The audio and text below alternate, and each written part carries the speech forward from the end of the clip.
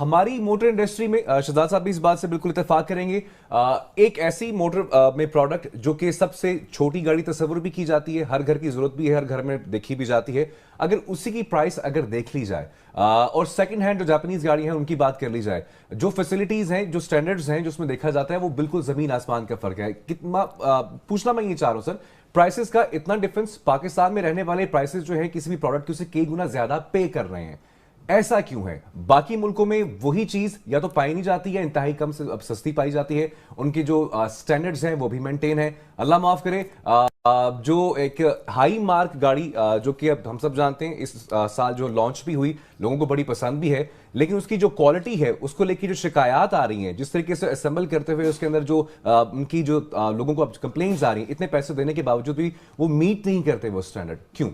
کیا سادگی، وہ کیا شعر ہے کہ میر کی سادگی، تو کیسے سادگی سے آپ نے یہ سوال پوچھا. بات یہ ہے کہ اگر آپ تقریباً لگاتار تواتر سے دیکھیں کہ جو بھی گورنمنٹ آتی ہے نا، وہ سب سے پہلے یہ کہتی ہے کہ ہم نے یوزڈ گاڑیوں کی امپورٹ کی اجازت دے دینی ہے. یعنی پہلے جو پتہ وہ پھینکا جاتا ہے، یہ بھی آتا ہے منسٹری آف پروڈکشن سے بھی آ جاتا ہے اور منسٹری آف کامرس سے بھی آ جاتا ہے، لیکن آہستہ آہستہ بات چیت چلتے چلتے سارے راضی ہو جاتے ہیں، جیسے رواج ہے اسی طریقے سے چلتا رہتا ہے. اب بات یہ ہے کہ میں ایک مثال آپ کو یہ دیتا ہوں کہ انڈیا میں بھی یہ گاڑیاں بنتی ہیں، ٹویوٹا بھی بنتی ہے، ہونڈا بھی بنتی ہے. آپ دیکھیں وہاں پر انہوں نے ٹیکنالوجی کو ٹرانسفر کیا. میں صرف آپ کو پرائسز شیئر کرتا ہوں آپ کے ساتھ تاکہ یہ آپ کو سکرین پر بھی نظر آتی ہے. یہ اس وقت ہونڈا گاڑی ہے ان کی، اس کا نام ہے ہونڈا برائیو، اپنا نام ہے، 4,80,000 روپے کی ہے، ٹھیک ہے. ہونڈا امیز 5,70,000 کی، ہونڈا جیز 5,98,000 کی، ہونڈا موبیلو 7,54,000 کی، ہونڈا سٹی صرف 9 لاکھ روپے کی. یہ وہ گاڑیاں ہیں جو اس وقت آپ کو اویلیبل ہیں. اگر آپ ویب سائٹ پر چلے جائیں اور خریدنا چاہیں تو اس وقت یہ اویلیبل ہیں. اب ان کی پرائسز ہماری سوزوکی سے بھی کم ہیں اور کوالٹی بھی اتنی سٹینڈرڈ نہیں ہے جو ہمیں مل رہی ہے. نہیں، وہ کوالٹی اس لیے کہ انہوں نے ٹیکنالوجی کو ٹرانسفر کیا نا. یہاں پر تو اسمبلی ہم بنا رہے ہیں. یہ بات میں شفقت صاحب اس پہ میں تھوڑا سا انٹرپٹ کرنا چاہوں گا. جی ہمیں سوزوکی مہران پچھلے 20 سال سے دی جا رہی ہے اور پیپروں میں وہ ہر سال ماڈل بدل دیتے ہیں، لیکن چیز وہی دی جا رہی ہے. کبھی اس کی اسٹیئرنگ چینج کر دیتے ہیں، کبھی اس کی لائٹ چینج کر دیتے ہیں. آپ کی اطلاع کے لیے میں عرض کروں کہ جو انڈیا کی جو آپ نے بات کی، وہاں 800 سی سی کی جو آلٹو ہے نا وہ 2,50,000 روپے کی ہے، اور 1000 سی سی کی جو آلٹو ہے وہ 3,20,000 روپے کی ہے. اور اگر اس کا اگر ہم پاکستان کی گاڑیوں کے حساب سے جو لوکل ہماری اسمبلڈ گاڑیاں ہیں، ایک تو وہ آپ یہ سمجھ لیں کہ وہ ہمیں جو انڈیا میں مل رہی ہے وہ 2017 ماڈل مل رہا ہے، اور یہ وہ گاڑی ہے جو جاپان نے 1987 86 87 میں ڈسکنٹینیو کر دی ہے. آج تک ہمیں وہ جو ہے وہ ماڈل چینج کر کے جو ہے وہ گاڑی دی جا رہی ہے. لوگوں سے جو پیسہ لیا جا رہا ہے وہ 2017 ماڈل کا لیا جا رہا ہے، لیکن جو لوگوں کو گاڑی دی جا رہی ہے وہ 1986 87 میں جو ڈسکنٹینیو ہو چکی ہے وہ گاڑی دی جا رہی ہے. اچھا شہزاد صاحب، اصل میں بات وہی میں کہوں گا. ایک سیکنڈ، ایک میں آپ سے یہ پوچھنا چاہتا ہوں، یہ تارکین وطن ہوتے ہیں، ان کے زیر استعمال گاڑیاں ہوتی ہیں 3 سال یا 4 سال کی، ظاہر ہے کہ وہ تو ان کے پاس تو مفت ہوتی ہے، وہ تو لے کر آنا چاہتے ہیں. اس کے اوپر کیوں پابندی؟ پہلے تو تھی کہ 5 سال تک لے سکتے تھے، اس کو کم کر کے اب شاید 3 سال کر دیے.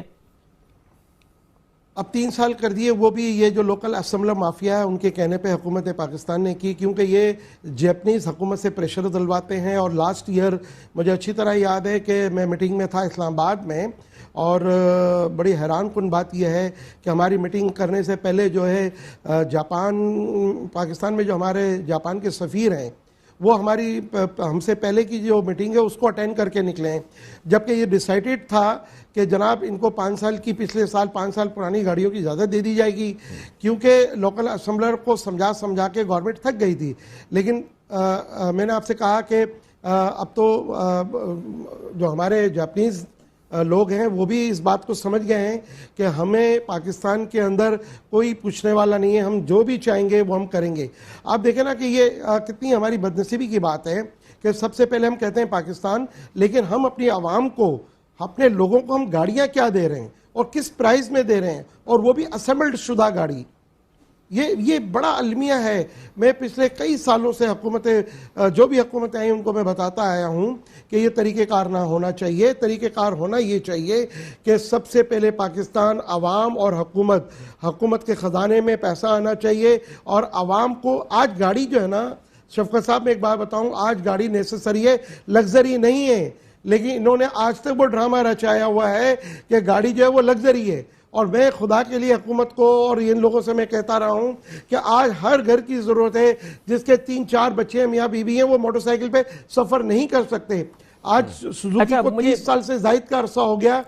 اچھا شہزاد صاحب, مجھے یہ بتائیے گا کہ میں ویسے آپ کو ایک مفروضے کے طور پر ایک سوال آپ سے کرتا ہوں کہ اگر ہم ایک گاڑی جو جاپان سے نئی منگوائیں اور اس کے اوپر جو ڈیوٹی اسٹینڈرڈ ڈیوٹی ہے وہ پے کریں, یعنی یہ نہیں ہے جیسے کہ یہ انہوں نے فکس ڈیوٹی کی ہے, اسٹینڈرڈ ڈیوٹی پے کریں جو کسٹم کی ڈیوٹی ہے 10% یا 15%, اور سیل ٹیکس 17% پے کریں اور ود ہولڈنگ ٹیکس پے کریں, تو وہ نئی گاڑی جو ہے وہ پاکستان فریٹ کے باوجود کی فریٹ بھی اس پر پڑتا ہے, اس کے باوجود بھی کیا وہ پاکستان کی گاڑی سے سستی نہیں پڑے گی پاکستان میں اگر ہم امپورٹ کرتے ہیں تو؟ وہ بالکل سستی پڑے گی. اب کیا ہے دیکھیں, اب سوزوکی وہاں جو بھی چھوٹی گاڑیاں وہ 650 سی سی میں ہیں. ہمارے ملک میں جو چھوٹی گاڑی ایک ہی گاڑی ہے وہ مہران ہے, وہ 800 سی سی میں ہے. اگر ہم جو ڈیوٹی اسٹرکچر گورنمنٹ نے ان کے اوپر لگایا ہوا ہے یا ان کی سی وی کار پہ لگایا ہوا ہے, اگر وہی ڈیوٹی اسٹرکچر ہم 2 باتیں کرتے ہیں. ہم کیا کہتے ہیں کہ جناب آپ اوپن کر دیں, کیوں کہ ڈیلیشن پروگرام ہمارے ملک میں ختم ہو چکا ہے. اب یہ ٹریڈنگ ہو رہی ہے اور یہ ٹریڈنگ چلتی رہے گی. اگر حکومت وقت ہمیں ڈائریکٹ امپورٹ الاؤ کر دیں اور ٹی آر بیگیج گفٹ کے تحت اگر یہ گاڑیوں کا جو سلسلہ ہے اس کو اگر سمندر پار پاکستانیوں کی حد تک محدود رکھیں, اور جو یوز گاڑیوں کا کاروبار کرنے والے پاکستان میں ہیں ان کے لیے اگر ڈائریکٹ امپورٹ الاؤ کر دیں تو ہم ان کا بہت اچھے طریقے سے مقابلہ کر سکتے ہیں, نئی گاڑیوں میں بھی اور یوز گاڑیوں میں بھی. اچھا, انہوں نے ایک ٹی آر کا لفظ استعمال کیا. ٹی آر سے مراد ہوتا ہے ٹرانسفر آف ریزیڈنس. اگر آپ مثلا دبئی میں یا جدہ میں رہے ہیں تو آپ جب وہاں سے آپ کا جاب ختم ہوتا ہے یا آپ جاب ختم کرتے ہیں تو آپ 2 سال سے زیادہ اگر سٹے ہے تو آپ کو ٹرانسفر آف ریزیڈنس آپ کو الاؤنسز ملتے ہیں. تو اکثر یہ ہوتا ہے کہ آپ ٹرانسفر آف ریزیڈنس کے کیس میں اپنی جو جتنا بھی سامان ہے وہ لا سکتے ہیں اور اس کے اوپر ڈیوٹی میں چھوٹ بھی دی جاتی ہے.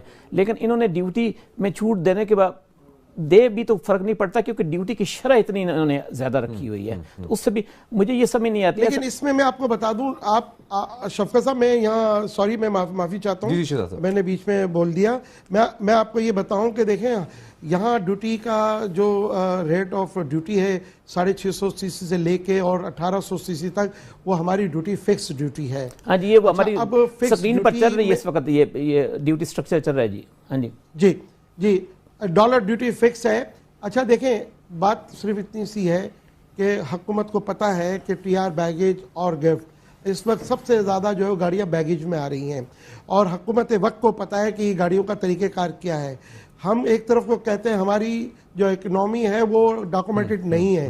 میں آپ کے پروگرام کے توسط سے وزیر خزانہ صاحب کو اور گورنمنٹ آف پاکستان کو کہنا چاہتا ہوں کہ ہم وہ تمام شرائط آپ کی ماننے کو تیار ہیں, اور ہم تمام اپنی جتنے ہمارے کار ڈیلرز پورے پاکستان میں ہیں ہم سب ڈاکومنٹڈ ہونے کے لیے تیار ہیں. خدا کے لیے ہمیں آپ ڈاکومنٹڈ کریں اور ڈائریکٹ امپورٹ الاؤ کریں. اب یہ بات وہ چھوٹی سی نہیں رہی. ابھی یوز گاڑیوں کا کاروبار میں کتنا کلامی مدد چاہوں گا, مجھے بار بار بریک وقت بڑا کم ہے, بریک پہ